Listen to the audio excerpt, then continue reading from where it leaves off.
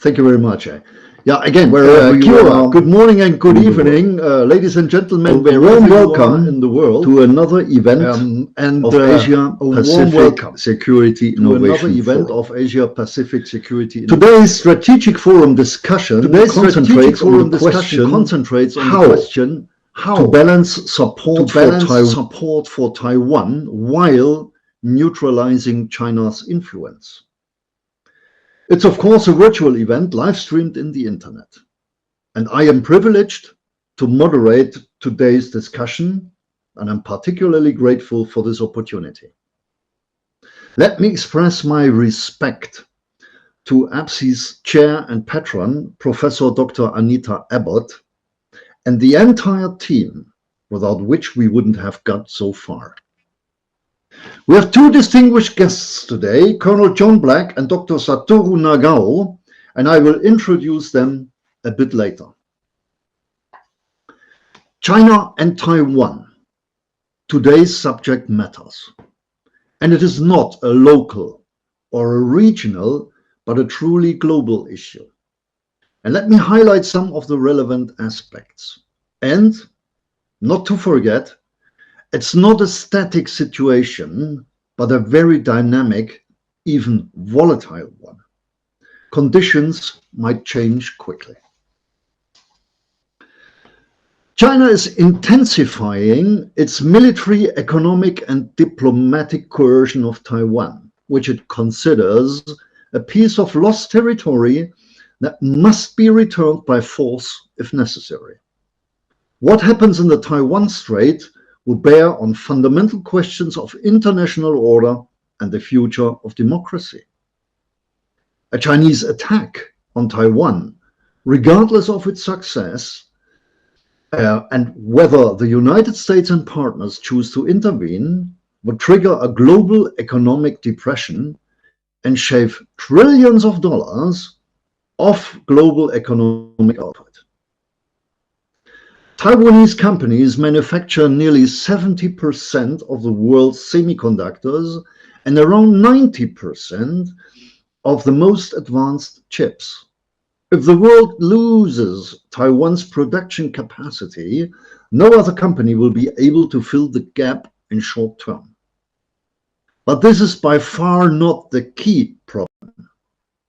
Taiwan matters because its fate is key for the future of the region and for the globe. And let me explain this briefly. America is roughly 20% of global GDP, and economic productivity is the root of power in the modern world.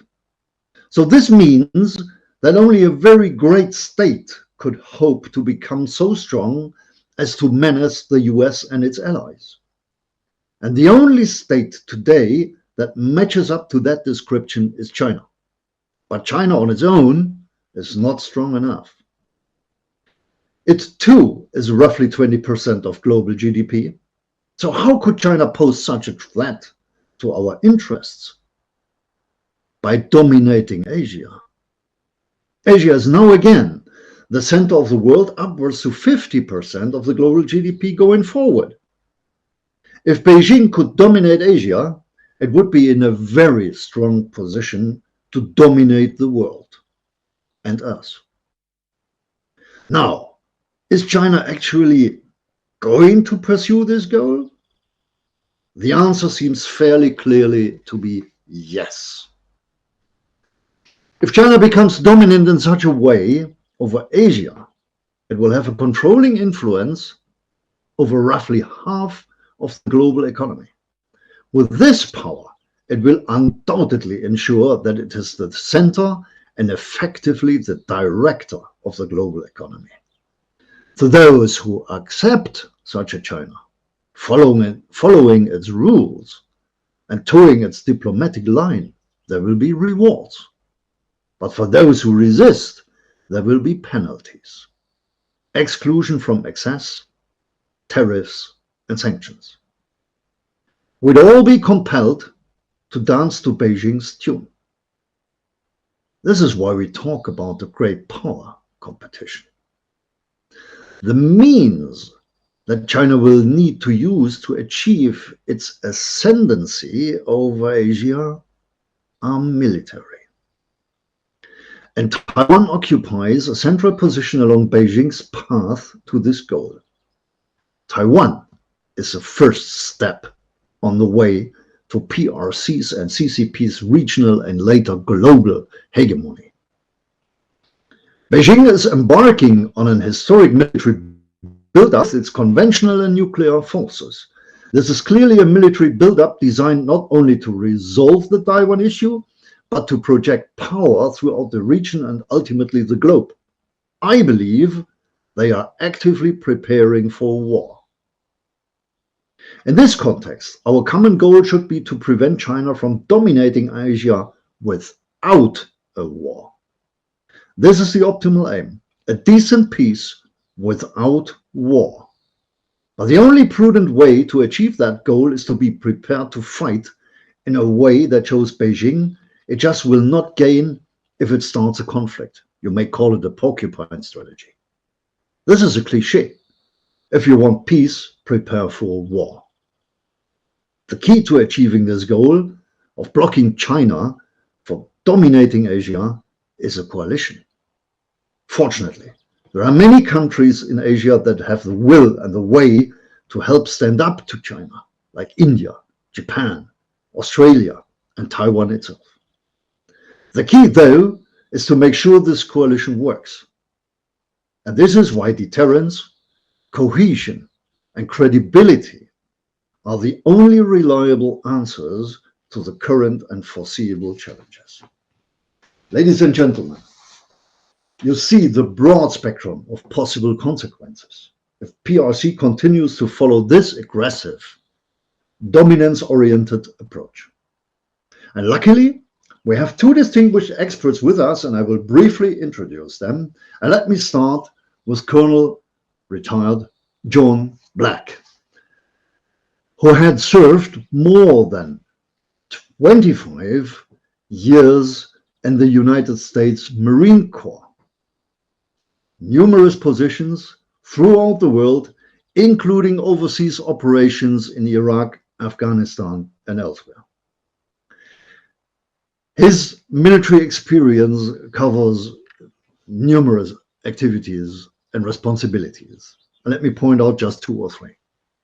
He was the one who mediated the US-New Zealand negotiations to reconcile policy disparities between New Zealand's nuclear-free legislation and the US's neither confirm nor deny policy, enabling the first US Navy ship visit to New Zealand in 33 years. He has been the one who accomplished a comprehensive turnaround in an 800-person unit, elevating the US Marine Corps' worst-rated unit, sorry to say that, into DoD's top-rated emergency service unit. What an impressive success. And he was acting as a regimental command, 3,400 people across 17 countries in the Asia-Pacific region. So he has a broad experience in the Indo-Pacific. Today, he is responsible Chief Executive Officer of the GSD Group Consulting Services. He is the Chief Growth Officer and Consultant Blue Dragon IPS. IPS stands for Integrated Problem Solving, so a comprehensive approach.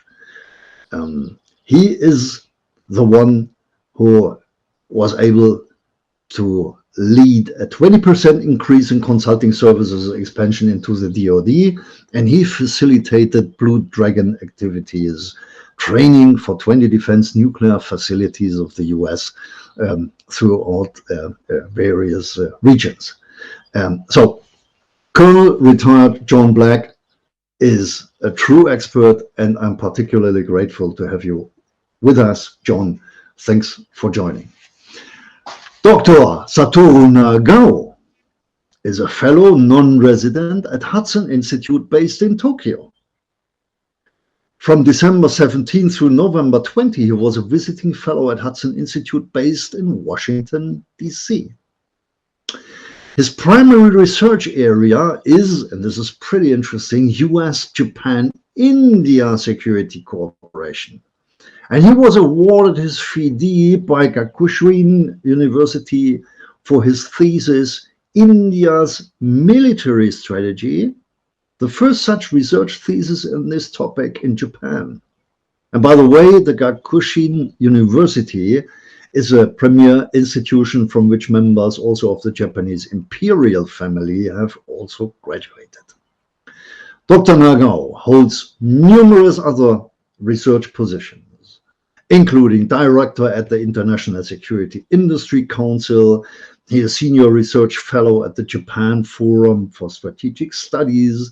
He is lecturer at the Gakushin University, senior fellow at the Institute of National Security Studies in Sri Lanka, and senior research fellow at the Indian Military Review, and numerous other positions I cannot put forward here entirely.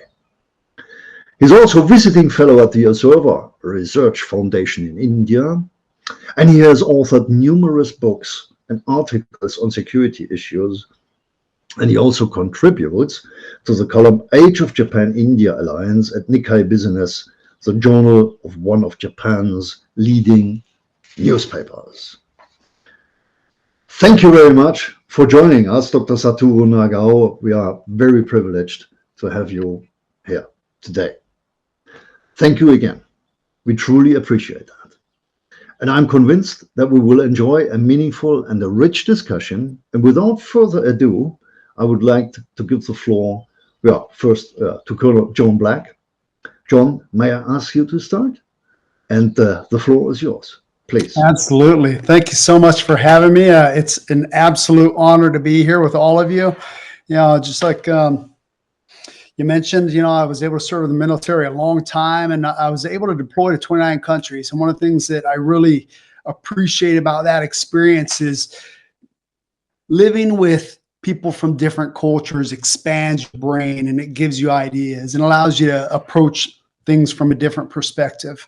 You know, so when I take a look at this situation, there's about 5 or 6 different flashpoints throughout the Indo-Asia Pacific.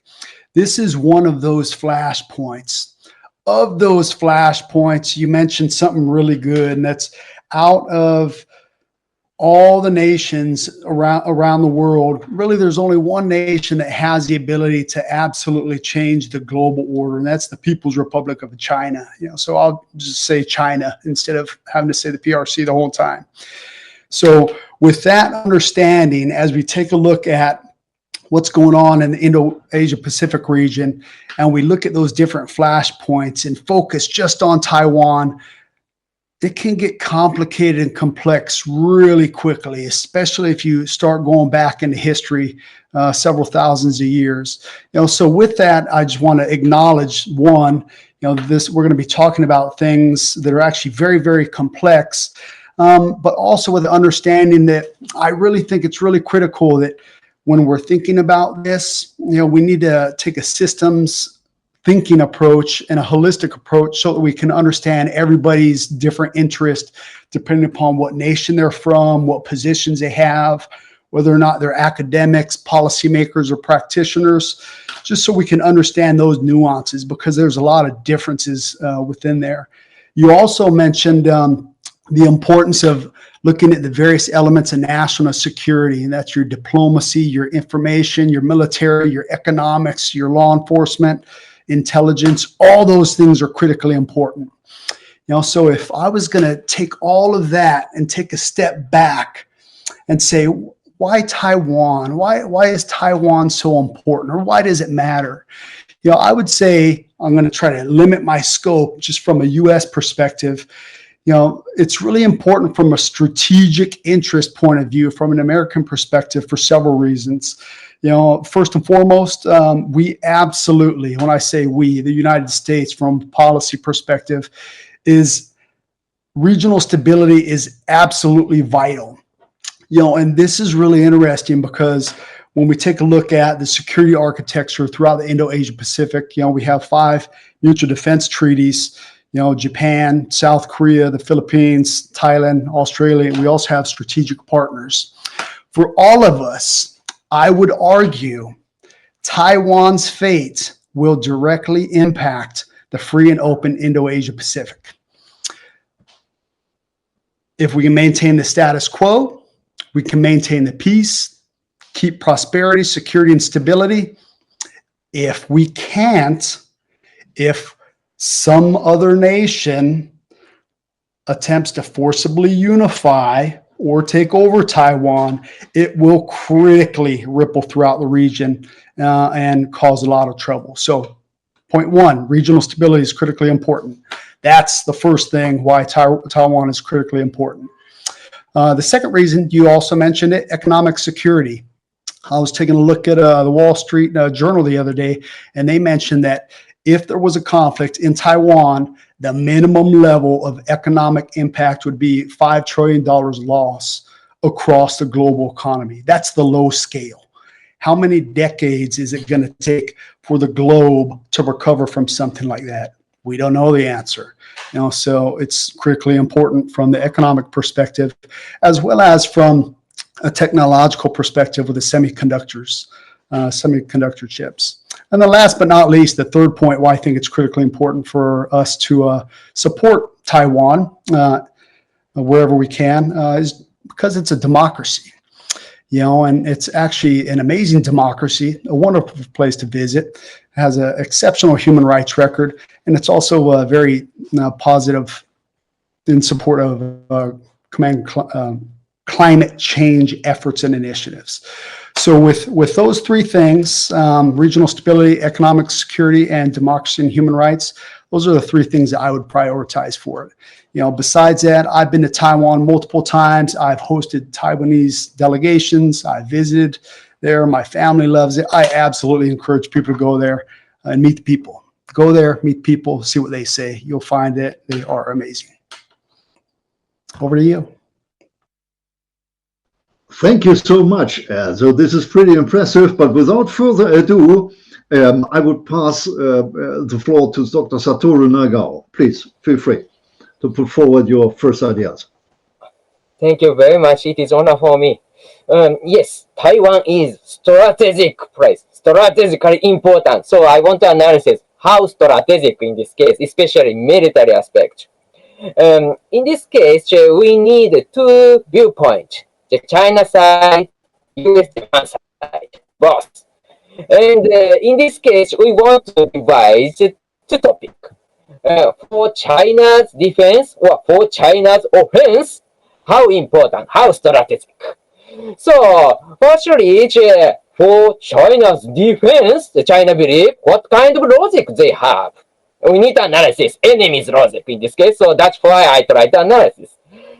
In this case, China's development rely on the development of the cities in the coastal line. So that's why they want to protect this city. And they will try to create freedom of communication from the city, or in this case, including energy import from Middle East to the coastal city is very important and vital. Water resources came from Tibet to the cities is also important. So along with this line, China tried to start infrastructure project and one kind of 21st century version of the colonialism. They want to take this infrastructure from these local countries. All of these are very important problem, but which area is core interest of China? We need to identify which is coastal cities, I want to say. So to defend the coastal cities, where is the threat? Of course, in front of the coastal city is threat, including Taiwan. For example, if enemy set up some missile to attack the coastal cities, East China Sea there is no island except the Senkaku Island of Japan, or South China Sea, yes, few islands, but not a military base currently. Of course, China tried to build artificial islands themselves, so it will be the missile base, but this is China's base. So China tried to defend coastal city. That's why China tried to expand their influence and push all of the military outside of this area from the East China Sea, Taiwan, and the South China Sea. That's the defense side of the China's logic. But if so, view from the US and Japan how important Taiwan is. If China try to expand their influence to the world because of their own logic, we need to stop China. In this case, Taiwan is the key. Because if we keep the Taiwan as our side, we are located just in front of China's core interest. That is a very important card. That's why, view from the defense logic of China, Taiwan is very important. That is the first thing I would say. Second thing is, if view from China's offense, more bad thing, very important in this case. In this case, I need to analysis logic. If China occupy Taiwan, they can expand, they can deploy their military asset far from China. Because Taiwan is very important block wall in front of the Chinese coastal line. If China goes through this, through the East China Sea, go to the Pacific, through the South China Sea, go to South Pacific, Indian Ocean, or other region, freely. Because Taiwan is very strategic to stop this move. So that's why China want to take Taiwan as a military base to expand their activities. That is a location. And view from the US and Japan, it is not acceptable. So that's why Taiwan is strategic. We must defend Taiwan. That is the most vital interest of our security. And China's security too. That is important. That's the strategic the meaning of this, I think. Dr. Satoru, this is particularly interesting, and thank you for your view. The first ideas, we will have so quite some time to discuss this. Well, let's get one step back. If China believes that Taiwan is an integral part of their realm, then let's have a brief look at the Taiwanese population, what they think. Because everybody talks about Taiwan, so let's start to try a little bit to talk with them or understand better what they believe to do. And when I prepared this session, I tried to understand a little bit more in detail what is the feeling of the Taiwanese population concerning unification, if allow me to use this word from a German perspective. It was stunning, the result, because the vast majority rejects the idea of unification by numerous reasons. And I wanted to put forward a couple of arguments. They are bearing in their mind and in their heart. They say, well, the Taiwanese population, that there is only a very, very limited common history between China mainland and the island of Taiwan. Throughout the centuries, there has not been a very deep and a very profound integration of the island's population into mainland's population. So this is one thing. We do not share common history, and there are no historical or very few historical reasons to believe that we are one entity.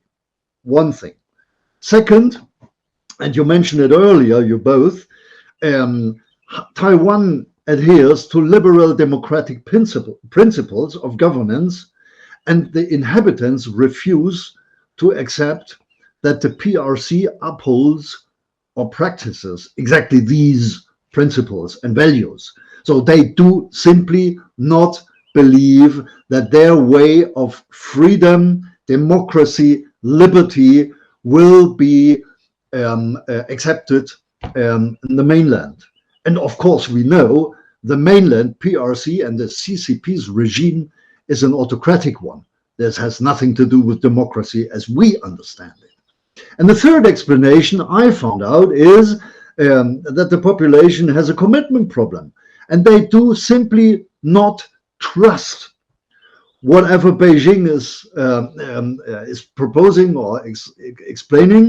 They do not believe that PRC and CCP will honor the promises if Taiwan's government and Taiwan's population agrees to unify. And they take as an example the fate of Hong Kong, just as a tiny example, what happened there. So a third point is they simply do not believe that they stand to their words.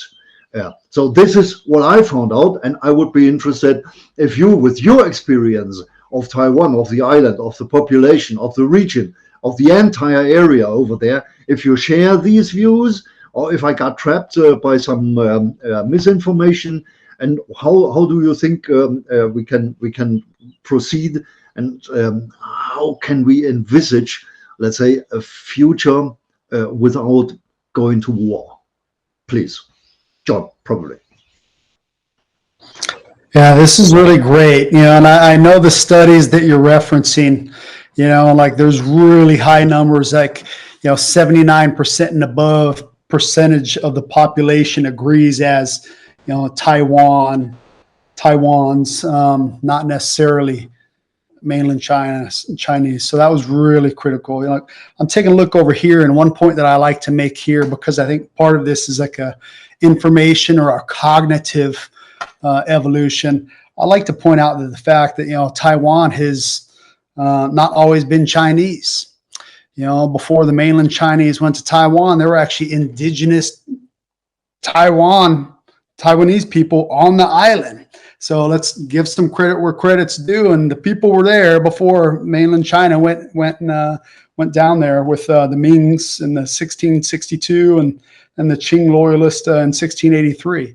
And there's also been periods when they weren't in control, such as after 1895, when Japan had control there.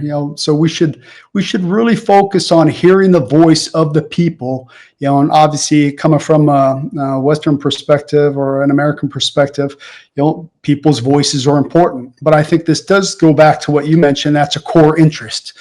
So you'll find that different countries have different core interests.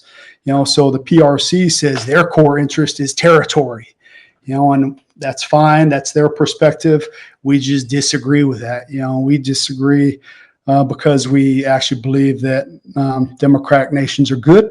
We believe that people should have the ability and the right to vote, to self-determine how they want to be governed.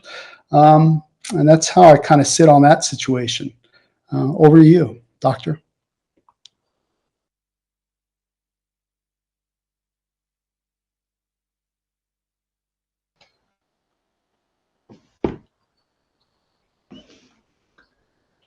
You're on mute, Doctor. Yeah, no. Okay, I understand. Yes, in my opinion, but in this case, we can remember the what happened in Hong Kong or what happened in the Xinjiang Uyghur. Or how many people want to live in China, or how many people want to live in the United States? Big difference, big difference. People want to live in the United States, but people do not want to live in China. Why? Why? Because people know what happened in Hong Kong, what happened in Xinjiang Uyghur. In the Hong Kong, democracy is violated. People's will is democracy, but Chinese government policy is not. What happens in Xinjiang Uyghur? If someone who resists the Chinese government, they need to go re-education something facility. That is a very dangerous place for their life. So that's why if China wins the competition against the United States, it will be nightmare. Taiwan people know that because real example is ongoing in Hong Kong and Xinjiang Uyghur. In Tibet or Inner Mongolia, There are many examples. Recent Belt and Road Initiative infrastructure is also the good example. Their support is not for the local people. This is only for China. That's why high interest rates and they take the right to control the infrastructure they build. This is not for local people. And why they say the 99 years they took the right to control the infrastructure, because the pronunciation of the 99 years is the same pronunciation of the forever in Chinese. When they lost the control on the Hong Kong, that was 99 years. So people do not want to live under the Chinese government rule. And Taiwan people know very much. And the Taiwanese people's opinion, we share the same opinion indeed. That's why Taiwan and China is completely different. That's my opinion. Thank you very much. Thank you. John, please. Feel free. I just want to add one thing in there too. So I think I just wanted to throw in there just because I think it's really important for people to understand that this is really complex when you start looking at it from a policy perspective. And although I'm speaking from like a personal perspective, at the same time, I'm also factoring in the fact that, there's this term that you'll hear thrown out there, one China policy. What's funny is, when you hear one China policy, just about everybody has different perspectives and opinions with what that is. So like when I'm talking, I'm thinking of, hey, look, from a U.S. policy perspective, we base our relationship with Taiwan on the Taiwan Relations Act, the 3 joint communiques, and then the 6 assurances. Simultaneously, we consult with our allies. And because our allies are critically important to us, and we will succeed or fail together.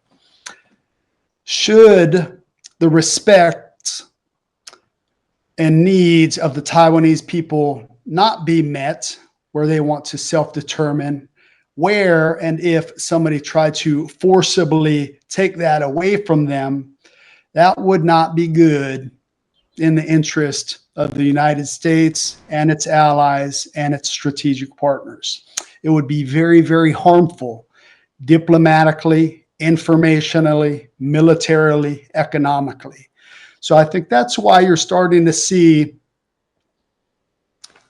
a lot of nations coming together talking about this critically important matter, because we want to maintain peace, prosperity, security, and stability. And we want to deter and avert war, because we would prefer not to go to war. However, when national interests are threatened, some things are worth fighting for. Now that's my point. Yeah, thank you for that. Let me just jump on that.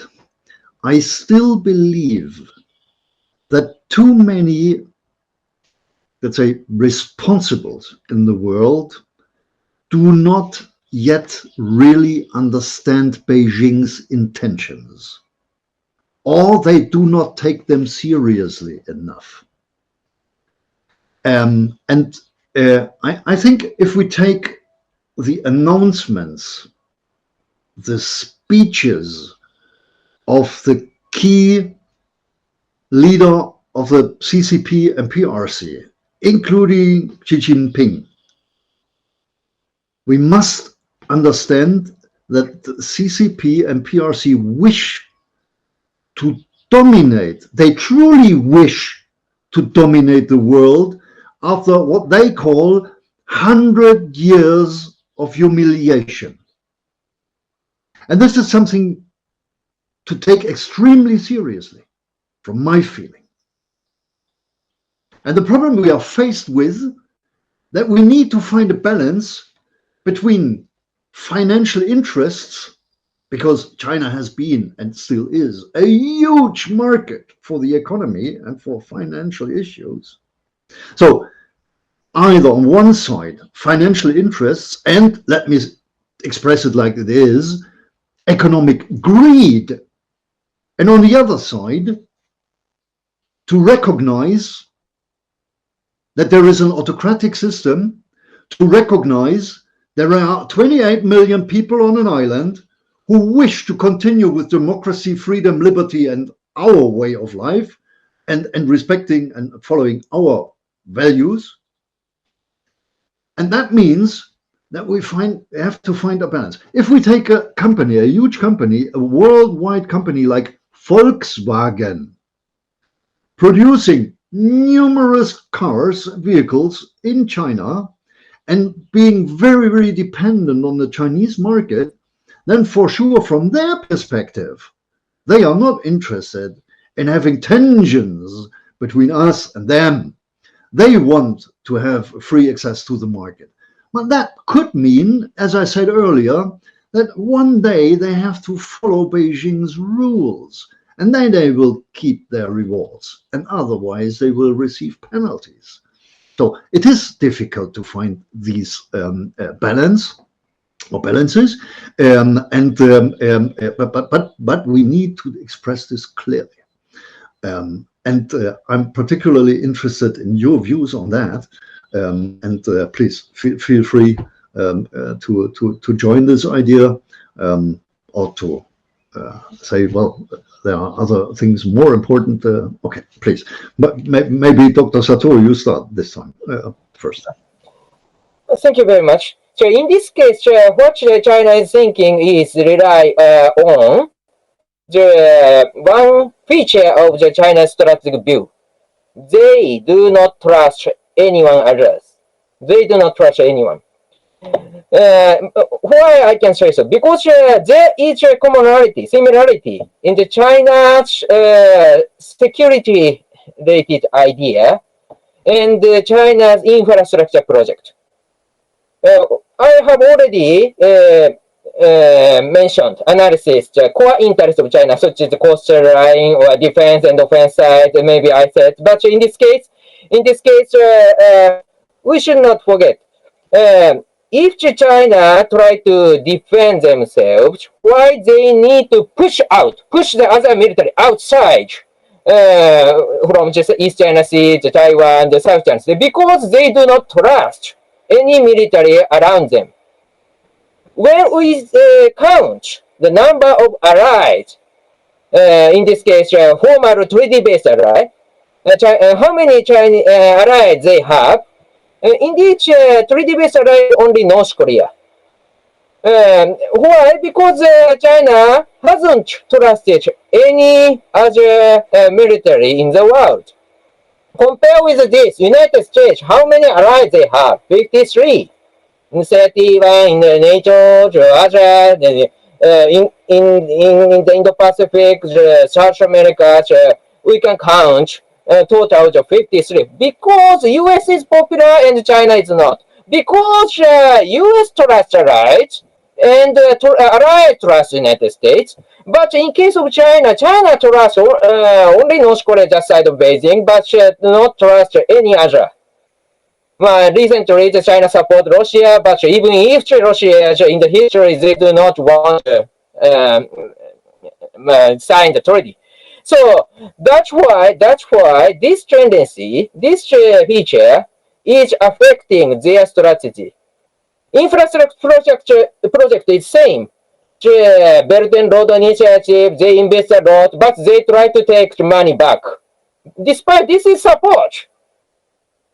From humanitarian support, they should extend the deadline to return, but they increase their interest rate is 6 to 8%, despite other projects of the World Bank or Asia Development Bank, 0.25 to 3%. So China's interest rate is double. That's why debt is increasing in the recipient. And China builds this infrastructure along with the strategic lines, CRM communication or other alternative lines in the Indian Ocean region, so other places. So that's why this is infrastructure project only for China, not for locals. So from this, they do not trust any French allies of them. That's why China is alone. That's why China's voice is not penetrate to our mind. They fail to persuade other countries because they do not respect the interests of other countries. That is a big problem and core problem China, I think. That's why we cannot identify what China want to do because they fail to achieve the goal because they try to push their interest to other country and other country defend their opinion because China do not respect our interest. That's what happened, I believe. Thank you very much. Now, those are really great comments. You know, like one of the themes that I hear underneath all of that is just how does each country be a responsible stakeholder on the global stage and in the regional stage? So there's a divergence of some countries' core interest, you know, so, you know, we definitely need to communicate those differences very clearly. And one of the differences is, you know, how different countries view Taiwan. Because I know the PRC views Taiwan as a domestic matter, whereas the United States and Japan don't view it as PRC domestic matter. We view it as an international matter. One thing that I've seen, you know, it's not written down in any books anywhere, but, you know, when I was taking a look at what has happened since 1979, you've really seen three things that the PRC has done, you know, and one of the first thing was I think they've done a really good job trying to isolate Taiwan because they view it as a domestic matter. Two, I think they've tried to prevent the resurgence of Japan and India and other countries, but especially Japan in the Indo-Pacific region and on the global stage. And then they're trying to set conditions so that they can expel the United States military from the region, at least beyond the first island chain, because they think that if they can do that, you know, they can achieve diplomatic, information, military victories, and then use their economic leverage to force everybody to bend to their will. When I take a look at some of the perspectives, one of the things that I've seen is there is a difference in perspectives, at least within the United States community, when you talk with academics and when you talk with policymakers and practitioners. I think a lot of times, like, you know, most of the best academics that we have over here, they'll say, hey, look, there's definitely a threat based upon all the data and evidence that we have, but we don't have any clear indicators and indications that they're clearly going to attack Taiwan. You know, but really started in 2012, after you started to see the development of Xi Jinping thought, you know, he's really started to hint at, hey, look, you know, if we need to, we're going to forcibly reunify with Taiwan. And that forcible unification, that's a red trigger line within the various policies that we have. You know, and I think that's why, like, within the U.S. policymakers and practitioners, they'll say, hey, look, the threat is there based upon the data and the evidence, and the verbal words that we're hearing from Xi Jinping thought, it's a clear and present danger. You know, but then the academics will say, hey, look, that's just a speech. You know, that's not a true indicator. You know, so it's a difference of opinion. But I would definitely say from the practitioner level, we're preparing for the worst case, you know, because you have to prepare for war if you want to maintain the peace. And how do you do that? You have to make sure that other countries understand, hey, look, you can do whatever you want. You know, if it's in your best interest, by all means, go for it. Just know that even though it's in your interest, doesn't mean it's in our interest and our friends. And that's where it's critical, because if you're acting as a single nation, you can't do it alone. You can't do it alone. But if you can work with a bunch of like-minded nations who have mutual interest, who want to maintain peace, prosperity, security, and stability, we can absolutely maintain a relative advantage of power, diplomatic, information, military, economic, to deter war. And if we do, unfortunately, have to go to war, then we just drag that big animal in the ocean and we hold it down until it submits. And hopefully that won't happen, but you have to be willing to go there. Very interesting, John. Very interesting, Dr. Satoru. Thank you very much for that. Let me jump on that. It is really of importance. John, you mentioned earlier that the United States has 5 security agreements or treaties. That's only in Asia. Only in Asia. Only we have more. Yes, we go to NATO. We go to South America. Please apologize. But these 5, let me jump on them. So they are bilateral treaties and agreements. Would it be wise and doable to create kind of a network, of a security agreement network, probably similar to that of NATO in the North Atlantic and the European area, to prevent China from believing that they can use a salami slice tactics to cut one and then the second and then the third treaty, but to be confronted, allow me this expression, with a strong network of agreements where, for example, the United States, Japan, South Korea, the Philippines, and others have a very, very close link to each other, and not only directed towards Washington, D.C. One point we could talk about. Second point, in practical terms, again, we need to reduce our dependencies on China. We need to do this now. And these dependencies cover economic and financial dimensions. And we need to demonstrate clearly that we do not respect this, let's say, autocratic and dominance-oriented approach towards Taiwan by using, for example, the Taiwan Strait for freedom of navigation operations. So a couple of different things, I know, and they might not match, but I wanted to put them into the, to throw them into the discussion for further comments, please. Oh, that's great. You know, I know, like, really for the past 10 years, there's been a lot of people, you know, across the U.S. and U.S. ally and partner space talk about this idea of, you know, should we try to evolve the alliances or mutual defense agreements into something NATO-like?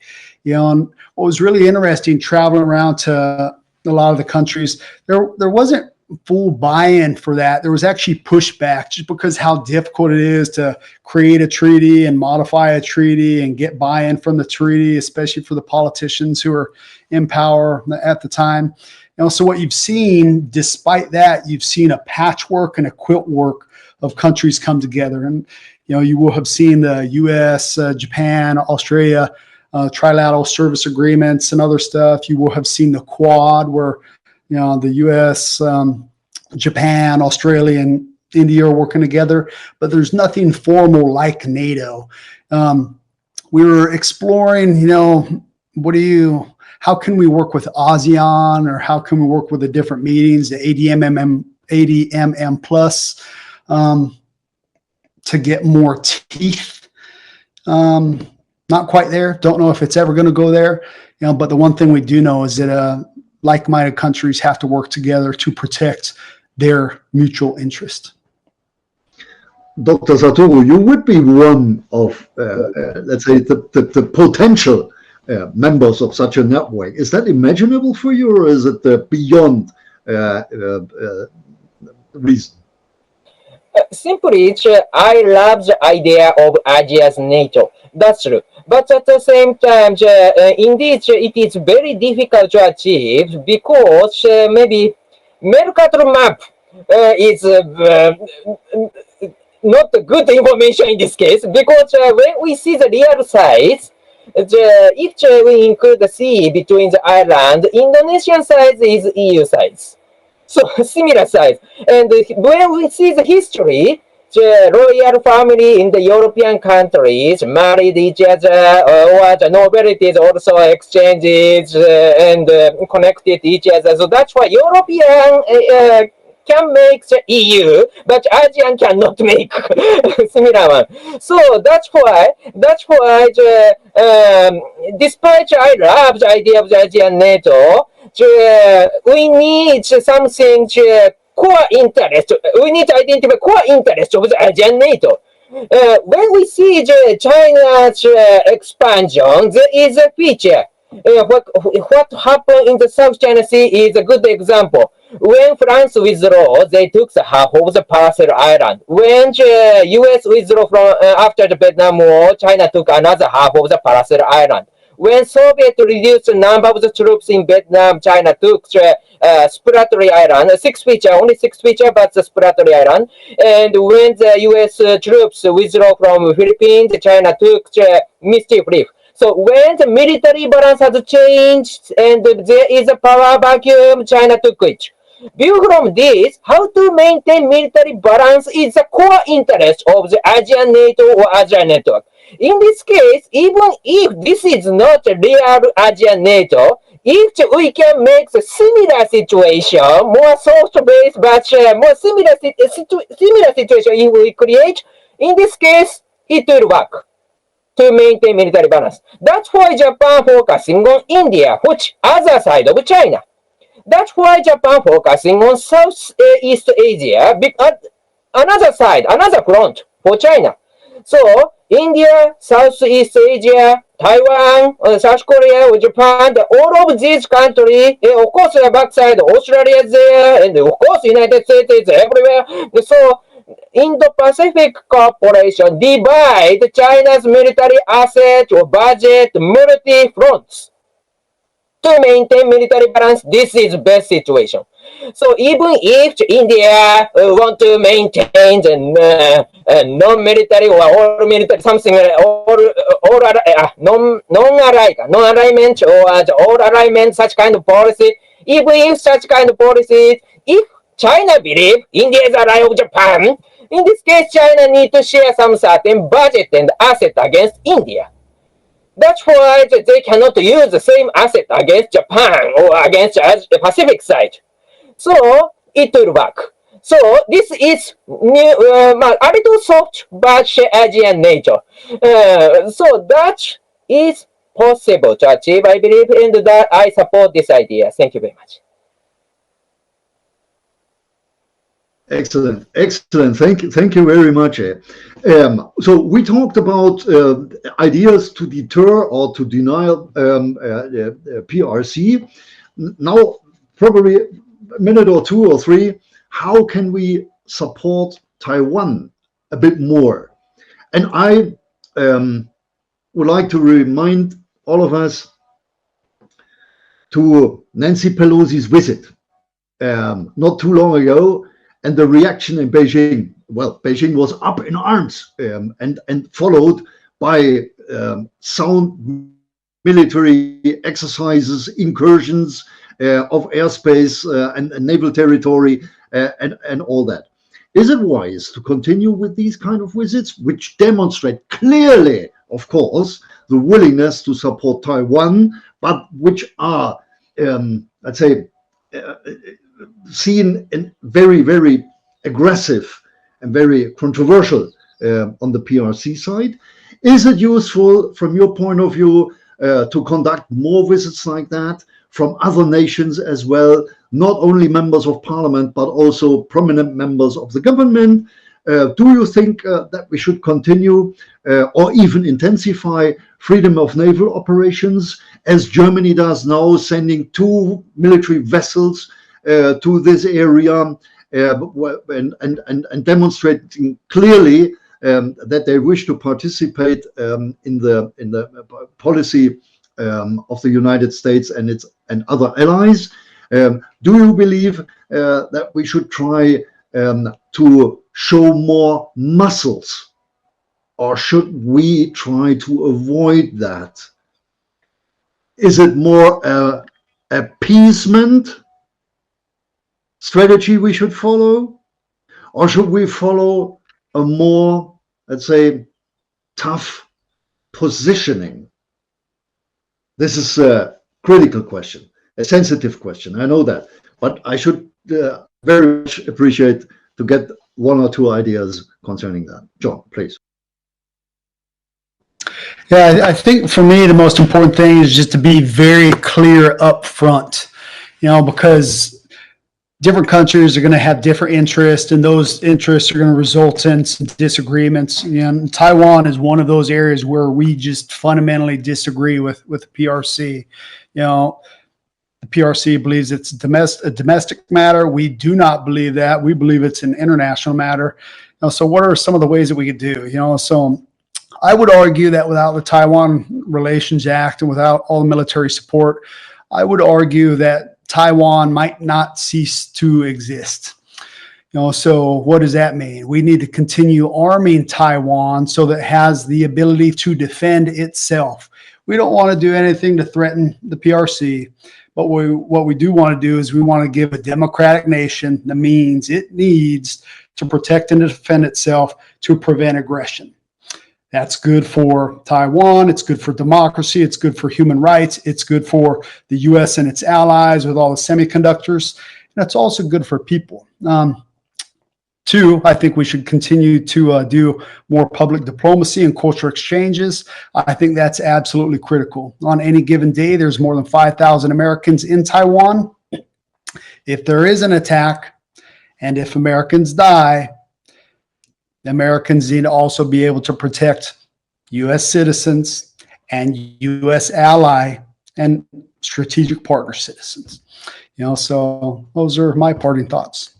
Last but not least, we would prefer peace, and we also want to advocate for a strong PRC that helps promote the economy. We just don't want it to be aggressive.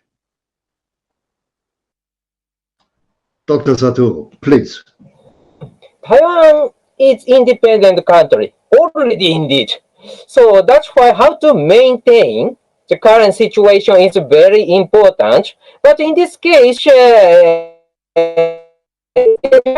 changes the military balance in this region is a big threat, of course, because last decade China built 148 naval ships from 2030 to 2022 in this case, a little old, but then the view from this kind of process, increasing number of the defense product is a 4 years process. Winston Churchill said, first year just investment, nothing has happened, but second year little, third year many, and fourth year fraud. So that's why if China builds so many number currently, this means that this is the third year and the fourth year, China can build more in the future. So that's why we are afraid the situation, the military balance is changing. And if China believes they can win, it will happen. So we must protect them by increasing our military. That is the first thing I think. But at the same time, because Taiwan is already independent country, that's why we try to include Taiwan in the international stage is very important, I think. For example, even if the observer, we should include Taiwan as an observer when we talk about COVID-19 crisis. So that is one of the examples. In the international stage, we should include Taiwan. This is maybe a soft power method to include Taiwan as an independent country. Because we see Taiwan already independent, no one doubts it. But China says it is part of them, so we can respect China's opinion as China's opinion. That's but our eyes or our knowledge is not indicate that Taiwan is already independent. So that's why we cannot change the real fact. So that's why maybe this kind of the soft power stance to include Taiwan to be maybe practical level of the independent country. That is very important, and we should do that, I believe. Thank you very much. Dr. Satoru, that was a fantastic final remark, if I may say so. We have no time left. I'm terribly sorry. And we could continue for hours discussing this really strategic, important issue. I thank you very, very much for your contribution, for your presence, for your remarks, your views, and for this fantastic discussion. I appreciate that very much. and I enjoyed to be with you. Thank you again. I have no alternative but to close the session. I think we learned a lot. It's a strategic issue of global importance. We need to be very clear in our position. We need to support Taiwan for the benefit of all, and we need to make clear to Beijing that we have our views, and we have to be very clear upfront, as you said, John, as you said, Dr. Satoru. Thank you again, and I hope to see you soon again. And this ends the session. And have a wonderful day and a good time. And yes, let's strive for peace. Thank you very much. It is And all- goodbye.